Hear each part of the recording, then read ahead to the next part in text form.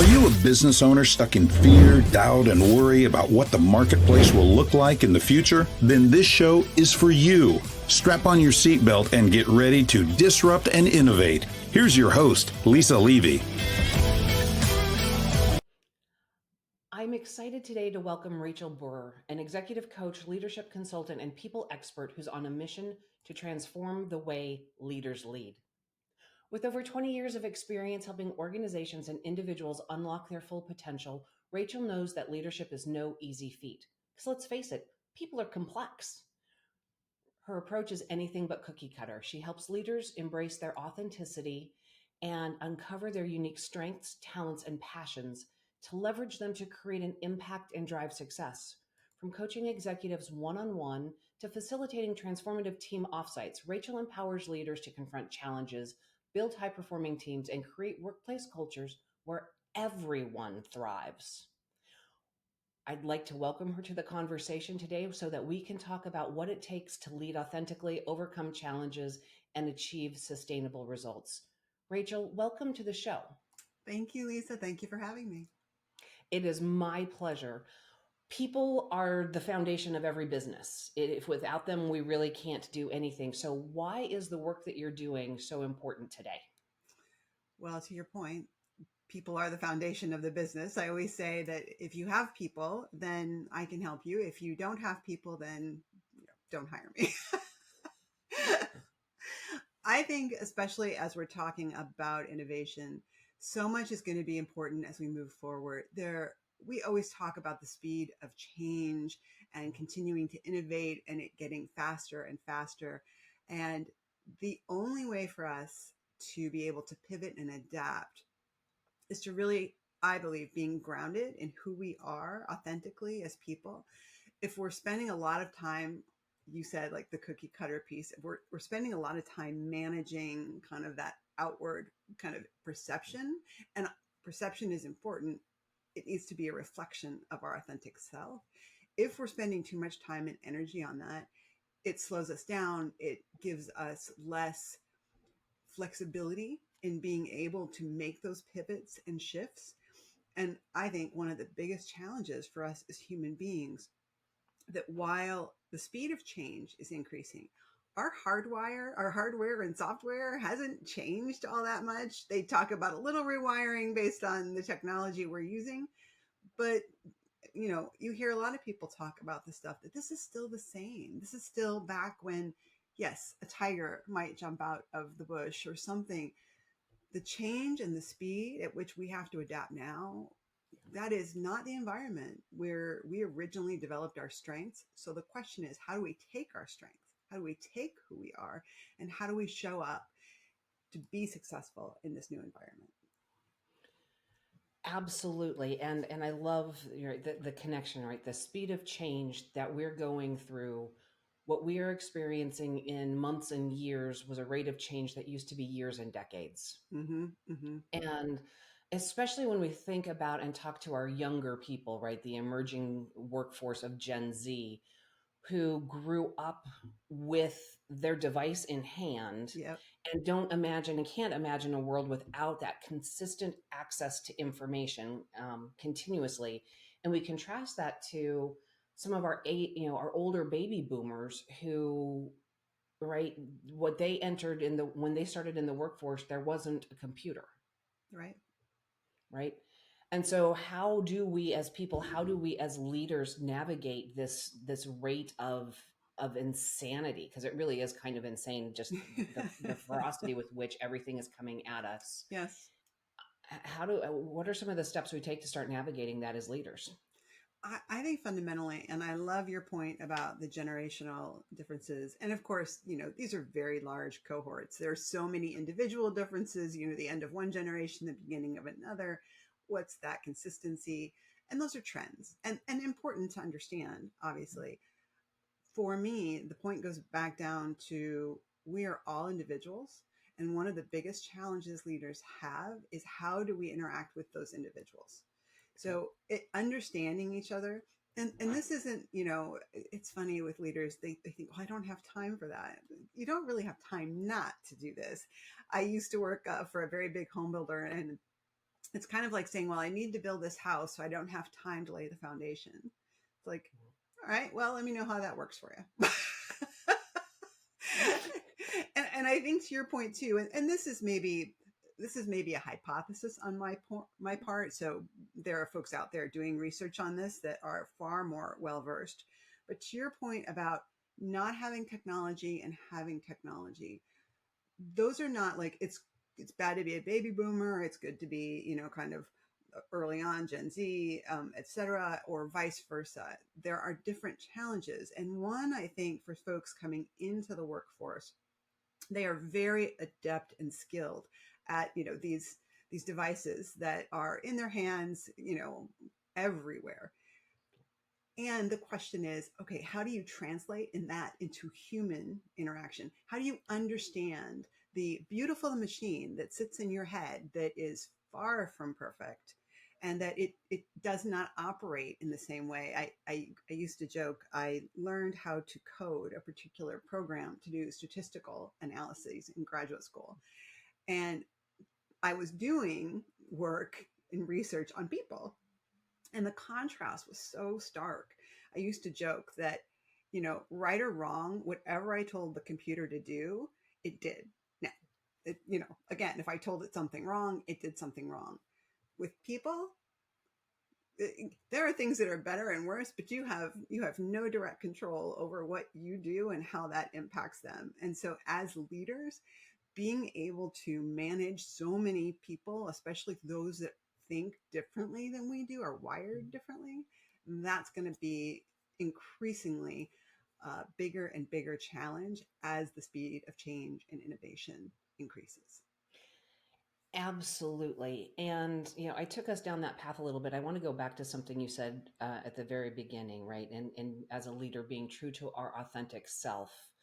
And there is that external perception, right? Yeah. That we create, that we cultivate, that we foster, our Yes. persona, whatever that is. And the importance that it is an actual reflection of who we are, because Yes. that authentic connection really then becomes and makes us credible or not.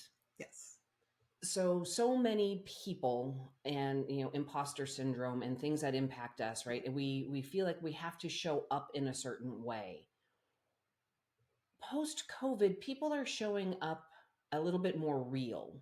Mhm. And right now there's polarizing responses to that. We have people saying that the workplace is the workplace and you need to bring your most professional self here, and that realness needs to Mhm. be left at home. What do you Mhm. think that's all about, and where do you think that's going to go? Where's that going to land? I think that some of the where it's coming from, some of it is most likely generational in terms of the expectations and how people, what's important to them, what they expect, all of that.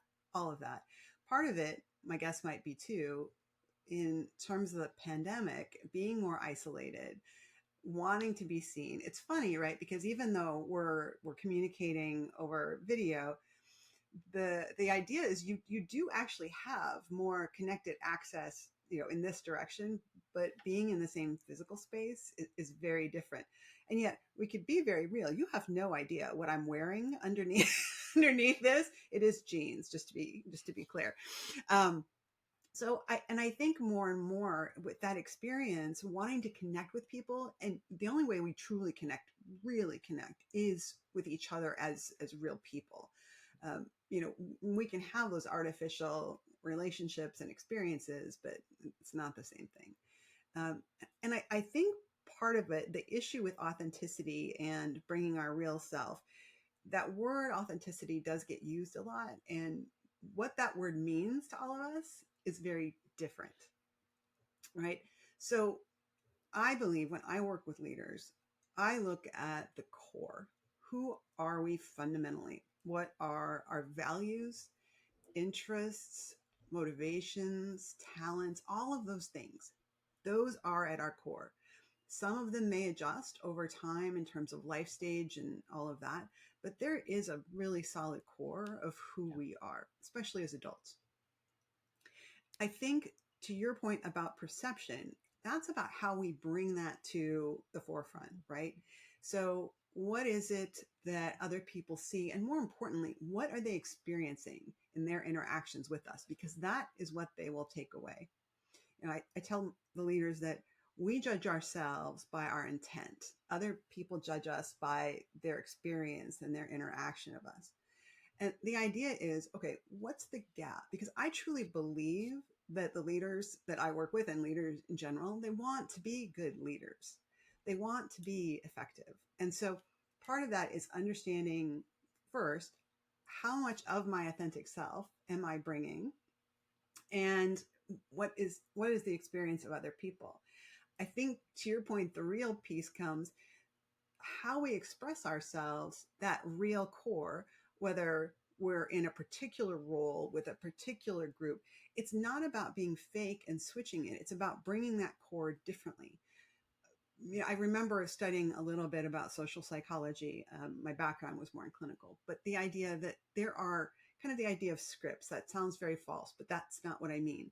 But think about how you show up, say, at a large party, lots of people, lots of noise. Think about how you show up in a library. Although do we still have physical libraries? I'm just checking. But the idea of you can still bring your same self, and it's going to be either more or less effective. I have leaders that say, well, what's right and what's wrong? And it's so funny because they really want that validation. And I'm like, let's look at it instead about what works and what doesn't. And so there is such a range, and people, our brains, we like boxes, back to the tiger, jump out, of the bush, very kind of, discrete boxes. But that's not really the human experience or how, we live. And so understanding, to your point, the complexity and the nuance of some of this, that's so important to be able to pivot. But that grounding piece fundamentally is understanding who we are and understanding then, therefore, how do we bring that self to the world? Absolutely. And I love your comment that we have to start with the core, right? What are the values, the intents, the things that motivate, and the talents that we have innately?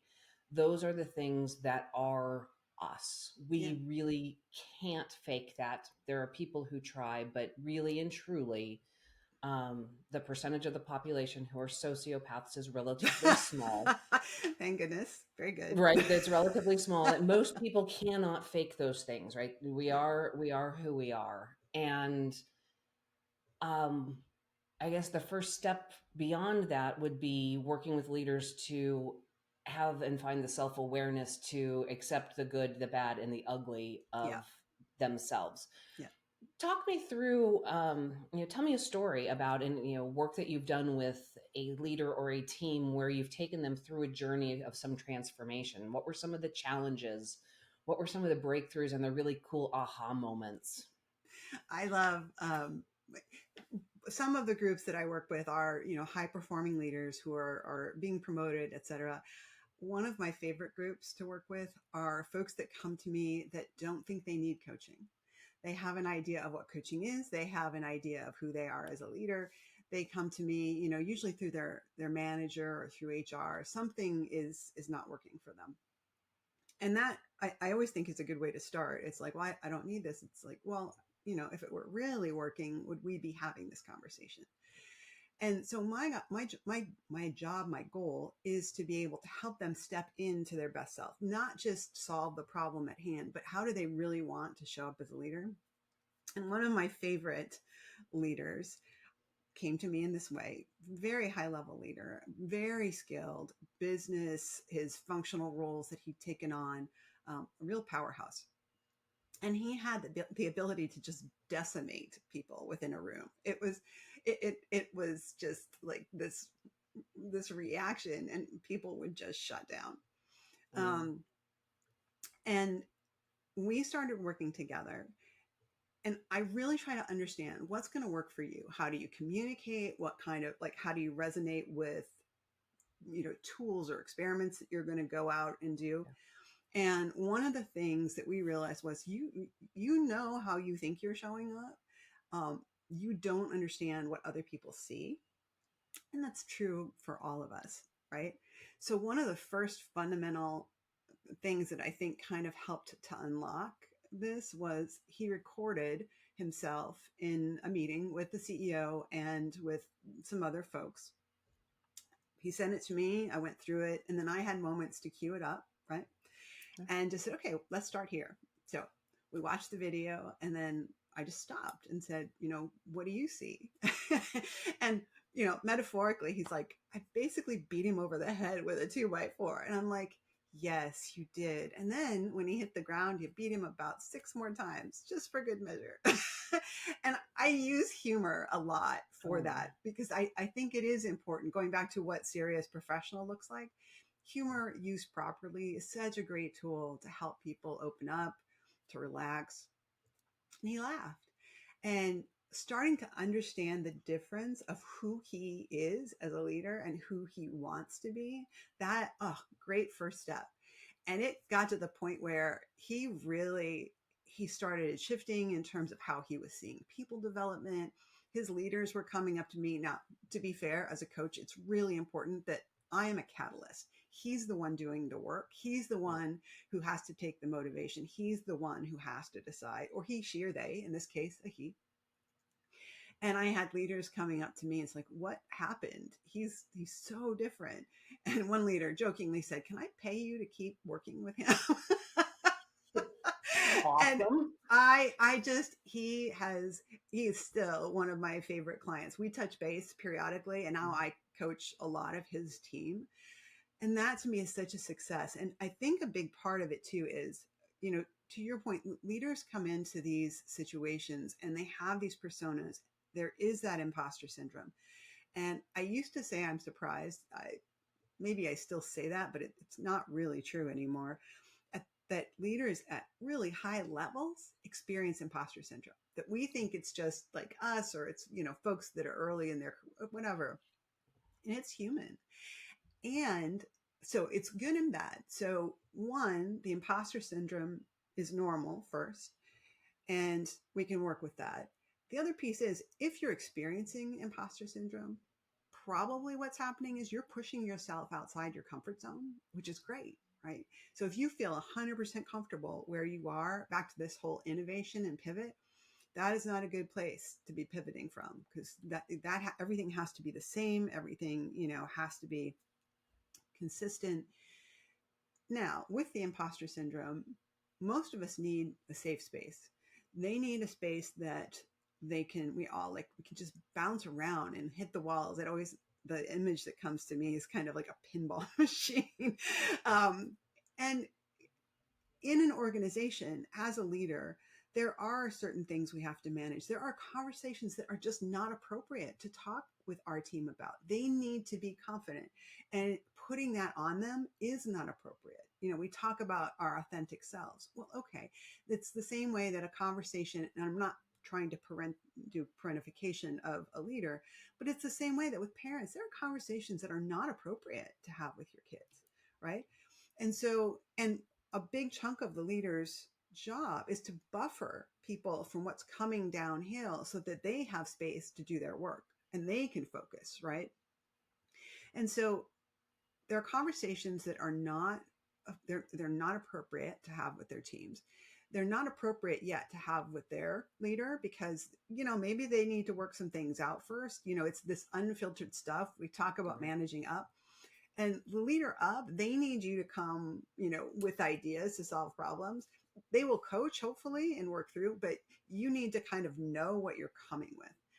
And then peers, for the best intentions, they tend to jump in and just want to fix something.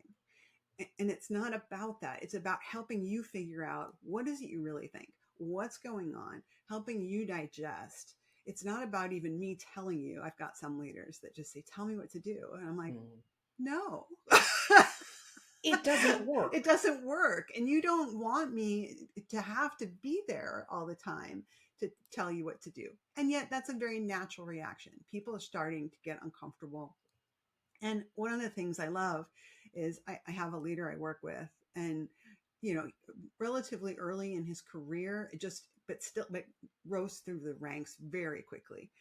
And so he feels like, is this just me? He just needs some kind of normalization that what he feels is correct. I joke a little bit about, it's like going to the doctor's office. There is almost no place you want to be less unique than in a doctor's office. You want that doctor, whatever's happening, to say, oh yeah, that's textbook. I've seen it a million times. Yeah. You don't want to be like, oh my gosh, I have never seen that before. It's like, no. And same thing with leaders. I think, obviously we want to be unique and successful in that way. But when it comes to our struggles, we want to know that other people go through these same things. And they do. It's just because we mask a lot of that, we don't realize that. And so sometimes being a leader can seem unachievable because it seems like you have to be this whole thing that you're not. Absolutely. While you were describing your interaction with the client and his epiphany and watching himself recorded, it left me thinking about, and I think it's from the book Good to Great, the story of um, I judge my worth as a leader when there are successes. I shout out from the rooftop to everybody who made the success happen, Yeah. and I revel in the team.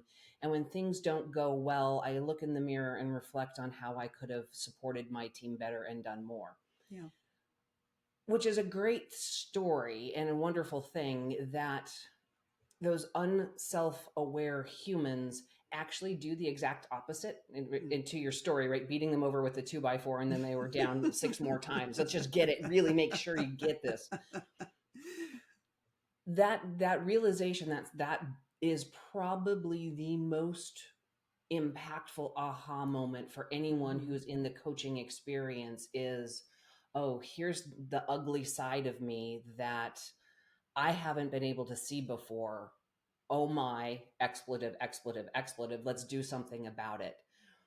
What are the kind of the really most impactful steps that you take leaders through in their coaching journey? I think first of all, it is, getting that feedback from your environment, not only just in that way, but 360s, getting, input from folks. And again, I always say, it's not about getting people's perspectives that are more objective. None of us are objective. It's about getting the different perspectives and then helping to understand kind of where this is all showing up for us. I think then, taking that step and realizing, okay, there is the good, the bad, and the ugly. And one of the things, especially because our tendency is to say, oh, I shouldn't do this, I shouldn't do this, and we push it away. And that's not actually a good productive way to handle it, because minimizing something to pretend it's not there when it in the background is operating within you, then you're just taking it out of consciousness. You're taking it out of the light. And so it will operate without you. It will continue to run underground. The best thing we can do is for all of us is to recognize that good, the bad, and the ugly, not dwell in it all the time and beating ourselves up for the ugly, but we all have that. We have derailers. We have things that are going to throw us off. A lot of it shows up when we're stressed or we're bored or, whatever. And understanding how we respond and what shows up, that is one of the best things we can do. We absolutely need to leverage our strengths, which I think is so important because in this world, we're so, let's just fix it. Let's just fix it. And we're wired that way. And recognizing and being able to hold those things that we're not good at, that are, that we don't even necessarily like about ourselves, that, that we don't want to acknowledge that we do because we don't want to be that person. But being able to hold that and say, wow, this really, I have a word, but let's say it stinks. There's another phrase that comes to mind, but I think that is a huge part of the journey because it's a huge part of self-awareness, and not that we're not self-aware, but not pushing that away so that we really can show up as that whole person and we can understand and be aware or be more aware of how we're operating in any given situation. It's fabulous. If the audience members are curious and want to learn more, Rachel, how do they find you? One is my website. It's Catamentum, CATAMENTUM.com.